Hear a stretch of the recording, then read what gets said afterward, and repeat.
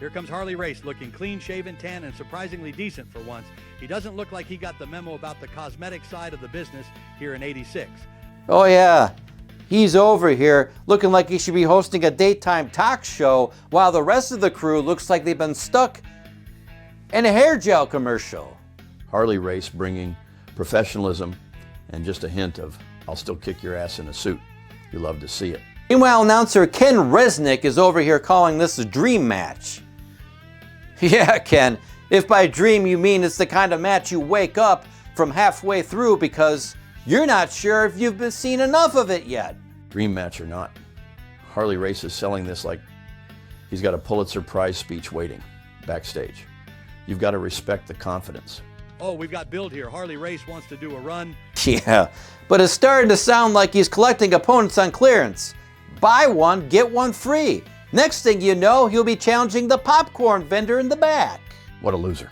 But hey, at least he's setting the table. Let's see if he can deliver. And the match is underway. Martel starts off with a hip toss and an arm drag. And let me just say, I'm very impressed with the amount of airtime he's getting. Rick Martel showing off the fundamentals, but with flair. That's why he's one of the best in the business. Stick around, folks. If this opening is any indication, we might actually get something special out of this one. So how old is Harley Race here? 60? 50? Well, he was born in 1943, so in 1986, that makes him 43. But let's be real, he looks more like 68. Then again, Harley Race looks like someone who's been run over a few times and put back together, like one of those DIY projects that went heavy on the duct tape. Yeah, reassembled with care was definitely not part of the instructions. At this point, the only thing that's in shape is the plot. It's been bent and twisted more than Martel's back. A lock-up, headlock, push-off, hip toss, and arm drag by Martel. Ricky's as trim as we've ever seen him. Yeah, he's looking so sharp, I half expect him to cut through the competition just by walking past them. The AWA, home of the greatest champions in the world. The AWA, the American Wrestling Association, the only place to be. Sure, Ron, but there are plenty of other places you could be. McDonald's, J.C. Penney's, the post office. Or maybe just the corner. Anywhere, really. Somewhere good, someplace else, somewhere worth it. Basically somewhere where real things are happening instead of, well, this 3.5 hours of phony drama, and yet, here we are. At least at McDonald's, you know, your order's going to get served faster than this match. So basically, Martel's got the athleticism, and Race has the I ate too many wings at catering strategy working for him. What does Harley Race do that's different from anyone else? Well, he's got that stiff style, he doesn't fly around the ring, nor does he take it easy. But savvy? Let's not kid ourselves here, it's more like he's checking off to-do list. Stiff punch, done. Headbutt, done. Moving on to the next thing, done. And we all admire savvy wrestlers who outsmart their opponents, right? But Harley Race, he doesn't outsmart anyone, he just wrestles. It's like watching a guy play chess who doesn't know the rules, but still wins by flipping the board and walking away.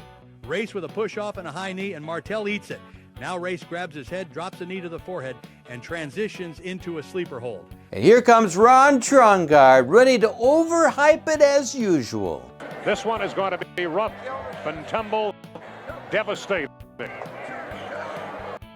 Bone crushing, smashing and violent, punishing and pulverizing. It's a standard technical wrestling match, not a street fight. Exactly, there's more bone-crushing action in a pillow fight than in this match so far. Well, you gotta give Ron credit. He's trying to sell the match like it's the main event of WrestleMania. Too bad the wrestlers didn't get the same memo. The only thing getting pulverized here is Ron's overuse of adjectives. Calm down. It's an arm drag, not the apocalypse. Now we've got a top wrist lock battle, and Race is trying to gain the edge with his sense of leverage. Honestly, this feels like watching two guys trying to win a game of Twister in one hand, but no one knows where it's going, but it's taking way too long to get there. Race pulls the side headlock and pushes off, but Martel counters with a flying body press. Gets two. And now, an arm drag at Wrestlerock 86. Truly groundbreaking stuff here, folks. It's like they discovered fire for the first time. Except this fire is a basic wrestling move that somehow took 10 minutes to set up. Race hits his classic front power slam on Martel for a 2 count. Martel kicks out and immediately locks in the sleeper. At this point, the only one not paying the price is Race. He's probably charging extra for that move. What's next? Headbutts with a surcharge. Race hits his classic front power slam on Martel for a 2 count. Martel kicks out and immediately locks in the sleeper. Trying to choke off those carotid arteries, choking off the blood supply to the brain. Does he have him? Cutting off carotid arteries like pants? Ron, are you okay? What's he gonna do next? Hem them, give them a nice cuff, and drop them off at the dry cleaners? No, this is clearly my dad's half-assed idea of making Ron use high vocabulary. He's probably been studying Gorilla Monsoon's medical jargon from the WWF shows.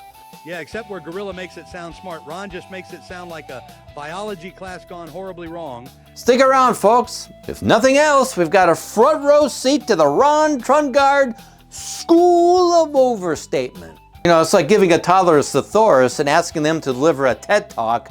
Sure, there are big words, but none of it makes sense. Race runs Martel into the corner to break the sleeper hold, and Martel hits the top turnbuckle hard. Harley follows with a neck breaker, climbs to the top rope, but Martel tosses him off. Martel with a knee drop and a cover. Only gets 2. Now they're slugging it out in the middle of the ring.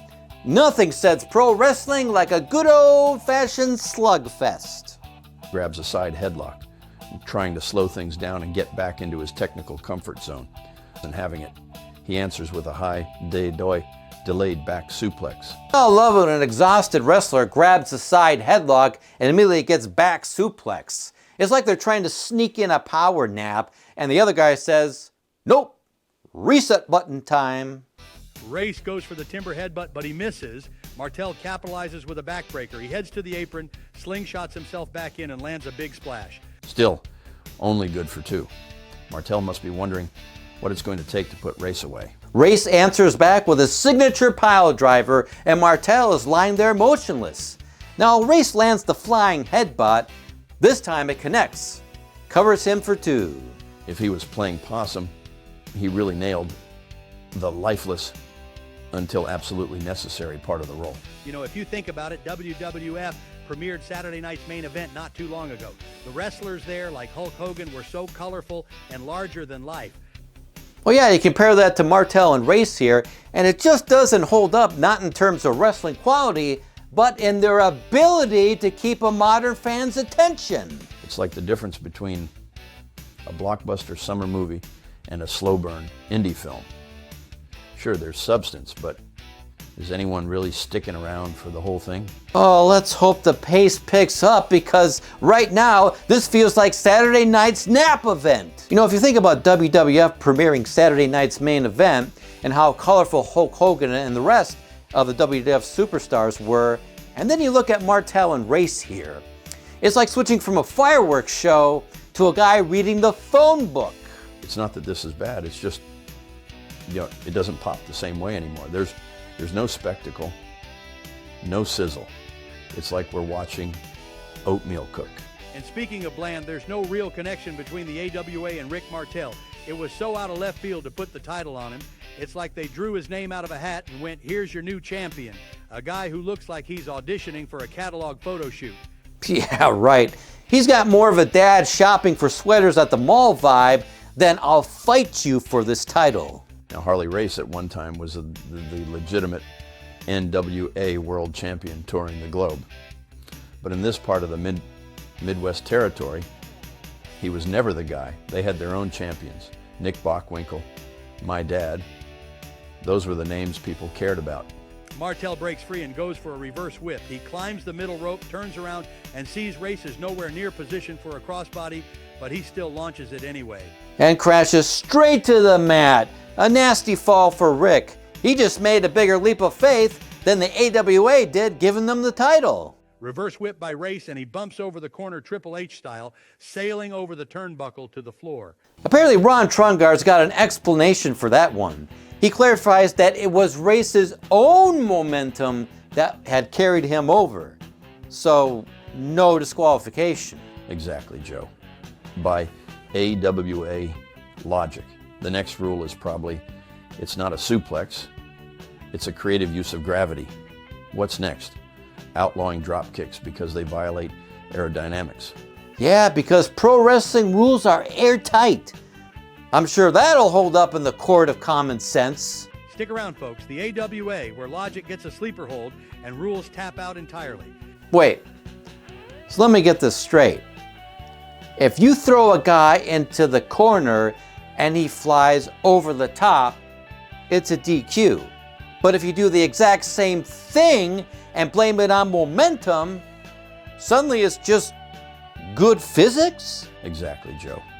By AWA logic. The next rule is probably, it's not a suplex, it's a creative use of gravity. What's next? Outlawing drop kicks because they violate aerodynamics. Martel suplexes him back into the ring and goes for a running elbow, but misses. You know, you got to feel for these two guys. They're working their asses off, no question about it, but they're not getting the kind of recognition they deserve for what they're putting in. A shoulder cracker connects for Harley Race, but it only gets 2. Then a swinging neck breaker, still just 2. Race grabs a side headlock, transitions to a back suplex, and covers again. 2 count. Now a push-off collision and Race goes ass over tea kettle to the floor. Classic Race here, taking bumps like he's auditioning for a rodeo. Someone get him a barrel to jump over next. Race is back on the apron, delivers a shoulder to Martel's gut from the outside, clobbers him in the corner, and tries for a pile driver, but Martel counters with a big backdrop. Martel follows up with a gut wrench suplex, good for 2. Then he tries a body slam, but Race answers with an inside cradle for another 2 count. Irish whip by Martel, but Race counters with a drop kick for 2. Not enough feet on the ropes for leverage there, Harley. Martel then sits Race down in the wishbone position and jumps, driving his knees into the back of Harley's thighs.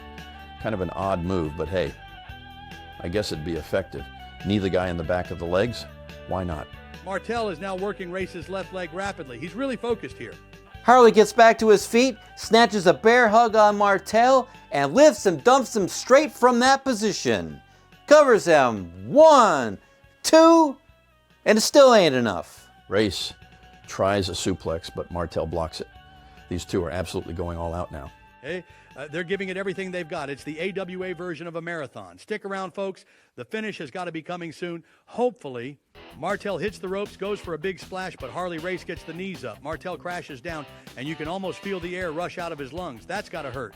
Yeah, that's not a momentum shift. That's a full-blown crash landing. Martel's looking like he just lost a fight with gravity. Martel lifts Race for a slam, but they're too close to the ropes, and both spill through to the outside. And now it's a scramble.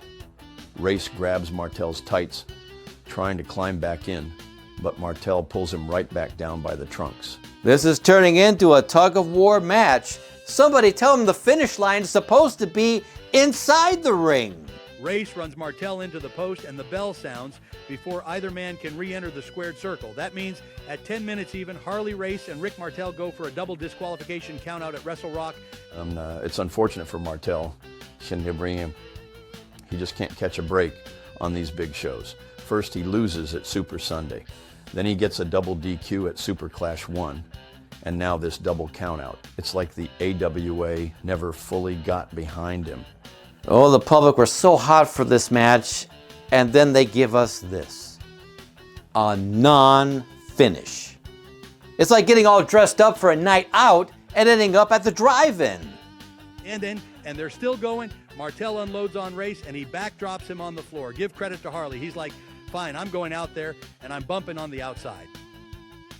Say what you will about Harley Race. The man knows how to make it look good, even if he's taking a beating on the concrete. I mean, it's a pretty decent match here, but the real issue is that there's no real story behind it. It's like watching a movie where the plot is just guys beat up each other. You get the action, but you're still left wondering, why am I here? That said, they almost overcame the lack of story with some solid back and forth action. At the end of the day, It's Harley Race going 18 minutes. So by sheer experience alone, the match had to be pretty good. And Martel, he was a way bigger deal in the AWA than he ever was in the WWF. It's like saying, this is the world's best cup of coffee. If you only drink decaf, good, but never the guy. Excellent, solid performances, but once again, the AWA leaving the fans wanting more. In all the wrong ways.